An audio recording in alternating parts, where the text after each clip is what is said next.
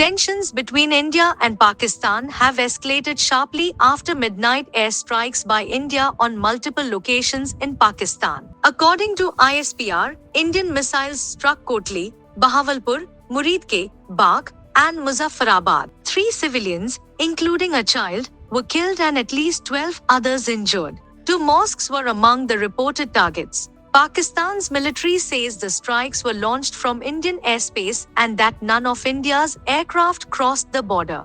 The DG ISPR confirmed that Pakistan's retaliation is already underway, both on the ground and in the air. Defense Minister Khawaja Asif said civilian areas were hit and challenged India's claim that militant infrastructure was targeted. He invited international media to verify the sites and accused India of targeting women and children. India has confirmed the strikes under Operation Sindoor, calling them focused and non-escalatory. It claims the targets were linked to attacks planned against India.